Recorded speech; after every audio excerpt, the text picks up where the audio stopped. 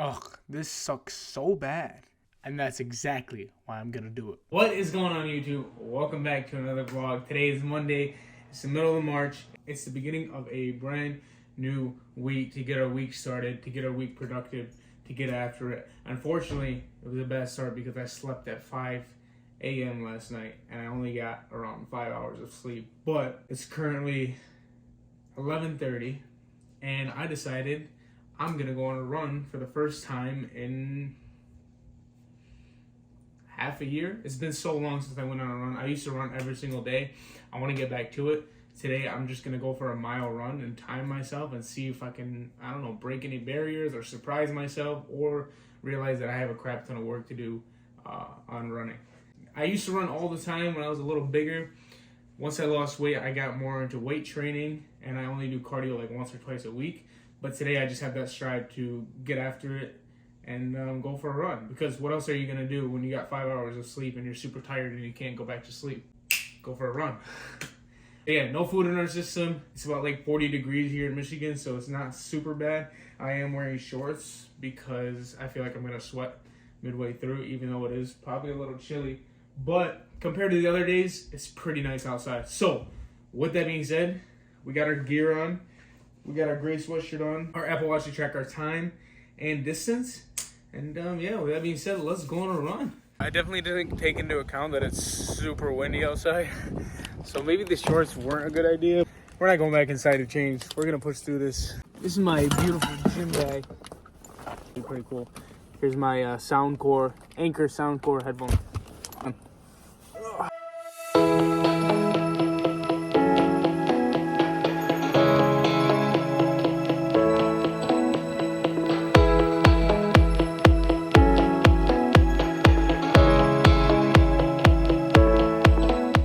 Oh my god, I forgot how hard that is. I was cramping the whole time. My final time was 8 minutes and 13 seconds. I think if I get used to this, I can really cut my time down. It's been so long. It's been so long. But that felt good too, to be able to push through that and to go every single step of the mile. I'm cramping. Everything was against me this morning. I didn't want to get up. I had lack of sleep. I felt bloated from the weekend before. And I have a lot on the agenda today.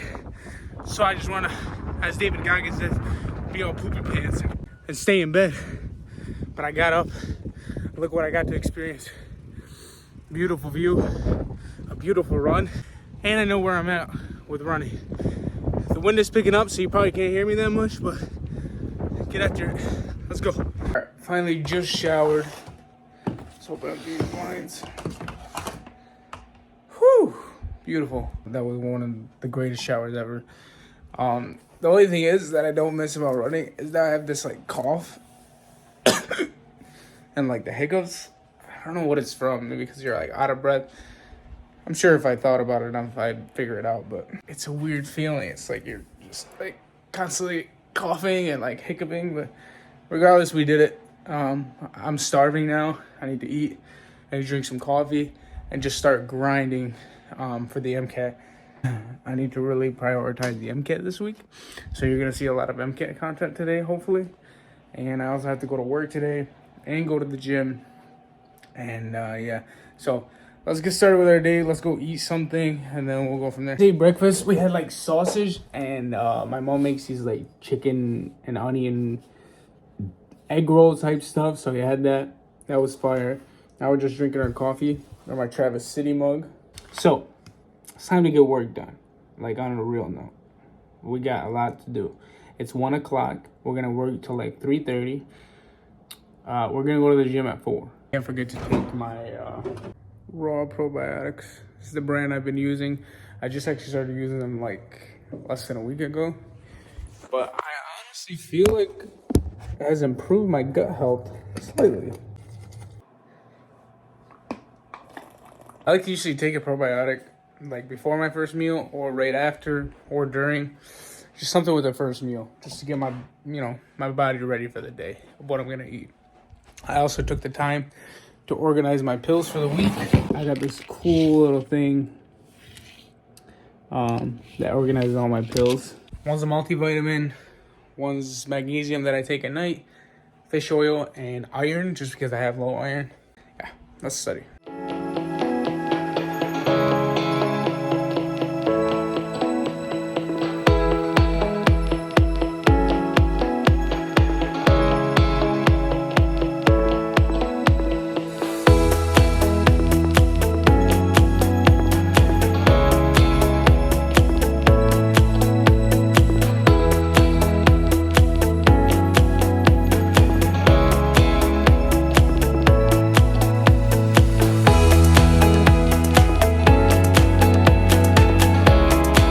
All right, just did a couple sections for the Chem Phys section on the MCAT. I'm very happy because one of the sections I did, it's only 5 questions, but it was just one passage. But the score that I got, look at that big old hundo. Man, I just hope I can always pull through and get those perfect scores every single time. We're gonna keep studying for another hour and a half and then go to the gym and then go from there. But it's nice. It's nice. It's some good ROI. There's immediate return. And usually with the MCAT, you don't get immediate return because you'll do really good and then do really bad. So you got to cherish these moments where it's like, okay, you got every single question right. All right, guys, welcome to the gym. Today we're hitting chest and back. So to start off, I like to warm my back up and my chest up with resistance band and with this sort of cable rope pull down type movement. I like doing static stretches and dynamic stretches if you saw from my last video, but recently I've been more prone to doing static stretches just to get my blood flowing a little better, and I found that it has helped me warm up a lot better. So to start off on bench, we're going 135 as our warm up just to get it going, get that chest pumping. I like to either go fast or slow, whatever gives me that contraction rate in the beginning. Do whatever feels comfortable when you're warming up. You know, if you feel like you're contracting your chest, or if you feel like you're not, switch it up. And then we're pulling out 185, and immediately I remember 185 felt so heavy for some reason. Now we're jumping into 205, and I like to put wrist straps just because I have weak wrists. And I think here we're going for 6 reps. Always try your very best to go up weight. If you find something's getting lighter or easier, please go up. Looking here, my form is a little wonky because I'm moving a lot of my legs. I'm looking at my chest too much. I think we pulled out that last rep without any help, which was beautiful. So make sure you guys are drinking water throughout. And then we jump into our top set of 225. And we try to hit this for as many as we can. Keep in mind, I'm trying to keep that arch in my back. I'm trying to keep my chest out. I'm trying to keep everything tight.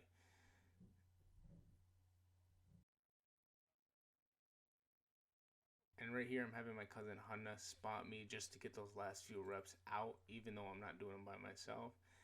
And right here, I drop down the weight to around 200 pounds just to get more movement throughout the chest.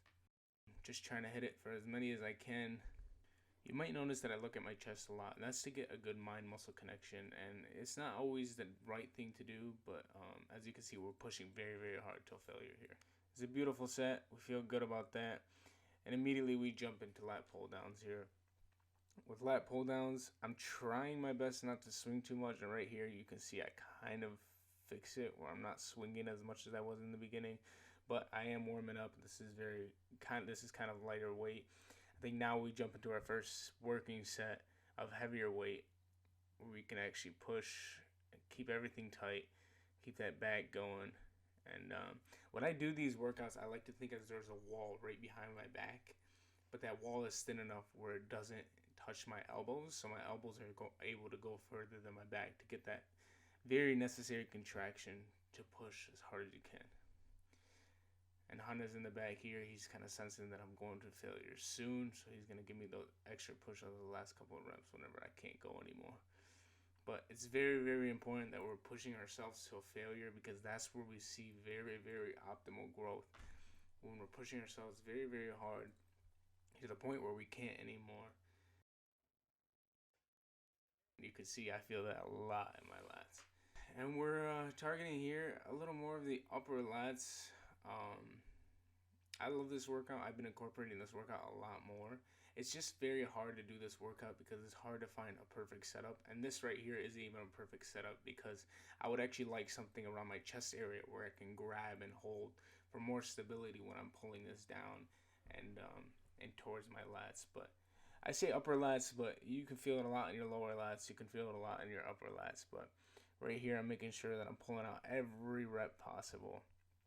And then we move into incline. So I'm kind of keeping the static structure where I'm going to, chest back, chest back, chest back, just to give ourselves some time to relax on a muscle group. So we're warming up here with 135, making sure the sizing is right, making sure the form is right. And then we jump into 185, and I'm making sure that I'm going slow, getting that good muscle contraction, and pushing through every single one. You can see I'm already exhausted through this workout. 185 again, very, very slow movement. I go for about 10 to 12 of these, and I try to push myself as hard as I can. Anytime you guys need to go past failure, always get a spotter and have them help you so you can get that last push, because I'm always trying to go to a failure. And then now we're targeting that inner chest with these chest flies. Just recently I started doing these with one hand rather than two. I find that it gives me much better contraction and more stability because I can take that other hand and grab my waist with it. Again, if there was like a structure right in front of my chest where I can grab, that would make this workout 10 times better. But we can see that middle chest coming in. I never had a middle chest to begin with, and I've always had bad chest genetics, but just recently starting to do this has elevated my inner chest and the perception of that line that comes in that middle chest. And we're trying our best to push through this, push to a failure, and squeeze at the top for as long as we can. Just looking here, I don't really like my form. I think I'm too slouched over. And that last one, I like to incorporate both hands just to get a nice squeeze and to go to a failure. As you can see, we're pulling out every rep possible, and I like to hold it towards the end and go very, very slow after. You can see I'm just exhausted here. Next, I like to do some sort of horizontal movement for back. We hit the lats and we did the vertical movements, but it's very, very important to do a different type of movement. Even if you're doing the same type of row, or if you're doing a similar type of row, a horizontal versus a vertical row is much, much different. So right here, we're making sure we go slow. And again, I think there's a small platform on my back, not allowing my back to go further, but allowing my elbows to go as far back as they possibly can, just to get that nice squeeze. You got to think of it, the way your back is going to squeeze is if your elbows go so far back to the point where they're squeezing your back muscles and your back stays stationary. Every chest workout, I like to end the workout with some sort of lower chest. So right here, I do a dip and incline push-up superset. Conveniently, the dip setup at my gym has this little elevated platform where I can do those incline push-ups. And make sure you're taking rest, because look at this. We're just observing the gym, making sure we feel good, make sure we look good. So it's very, very nice that I can do dips now. Before, when I was bigger, I couldn't really do dips. So I was doing assisted dips. Do not be ashamed to do assisted dips until you can actually do dips without assistance. And the same goes for pull-ups, because eventually you will be able to do that. You just need to fight through that moment where you're doing assisted dips, and maybe you find yourself not looking as strong or scrawny, but it's going to get to the point where you're doing it without assistance and people are going to be wondering how you got there. But so I like to do 3 sets both. I like to do around 20 push-ups for each set, so it gives me around 60 push-ups before the workout.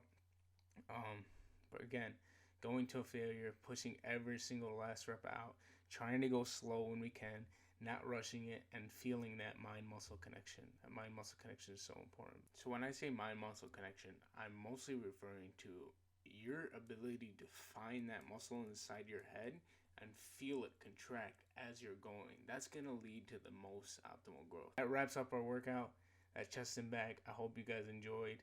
And yeah, we're just packing up and we're getting ready to leave the gym here. What's up, guys? Let me take this off. just finished the gym session. I hope you guys enjoyed that. I just want to speak something briefly that kind of touched my mind while I was working out. When you go hard on something, when you work hard on something, for example, like going hard in the gym or going hard on studying or just something, we tend to get caught up in working hard every single day, and we get hard on ourselves. We're like, for example, let's say you go to the gym 5 days a week, and let's say 1 week you went 4, and then you just start getting hard on yourself because you only went 4 instead of 5. But you fail to remember those times when you were only going to the gym 1 time a week or 0 times a week because you were lazy and you weren't getting things done. So my message is, understand where you're at and where you were at, and how much hustle and grind and hard work and hardships that you went through to get to where you're at. And let yourself feel good about that. It's okay some days if you don't push. It's okay if you fall short. That doesn't mean you're a bad person. That doesn't mean you messed up. It just means that, you know, your body needed a break. You've been pushing hard. Give yourself a pat on the back. Don't get too comfortable because, I mean, you need to push, but don't forget to give yourself a pat on the back. You got this far already. That's all that matters. Let's keep pushing, baby. Let's keep going. All right, guys. Just got back home. My mom made us some food. It's like rice with this soup that has carrots, peas, and chicken. And it's just amazing. It's like this chicken broth soup with the carrots and peas. So we're about to devour this, then get to studying. So I'll catch you guys while I'm studying. Oh, also, when I take my big meal like this, for the biggest meal of the day, that's when I come over here. And I like to take my fish oil with my biggest meal just so I can absorb all those fats coming in, carbs, etc. So let's go eat. Hopefully we get some energy because I am super tired. But yeah.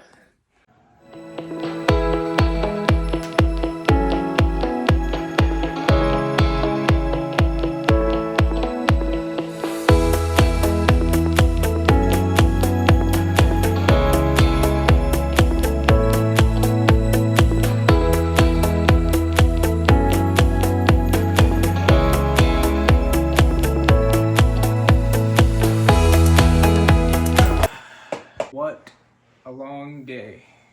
Oh my gosh. As we said in the morning, we literally got only 5 hours of sleep last night, but we somehow pulled through a crazy productive day today. Just to recap on the day, we went for a run, which I haven't done in months. Honestly, it's probably been over a year since I went on a run.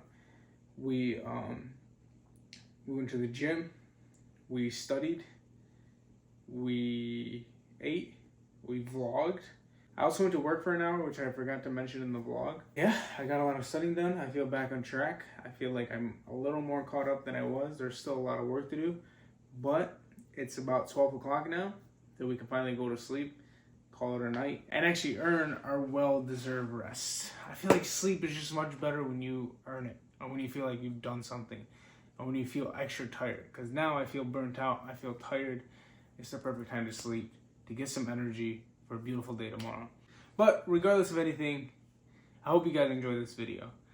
I just want to leave you guys out with a little bit of gems. Life's too short. There's a lot of things that go on in life. There's a lot of things that are going to try to upset you. And there's a lot of things that are going to get in your way. And there's a lot of things that are going to demotivate you. But just always remember life is short. And you have to live it to your full potential. You have to live it to your full happiness. Always try to see the good in things. Always try your best to be optimistic about things. Always try your best to level up, to be a better person, to do the right thing. If you always show up on time, if you always do the right thing, if you're always kind to people, I believe that the universe is very rewarding in that aspect. And you'll get yours, basically. But that's enough pep talk for today. That's enough motivational speaking. I hope you guys enjoyed the video. If you did enjoy the video, please leave a like. Please comment anything that you want to see or anything you want me to change or anything you want me to do. I'm pretty open about it. But with that being said, please, please, please have a good day. Have a good night. And I will see you guys on the flip side. Hey.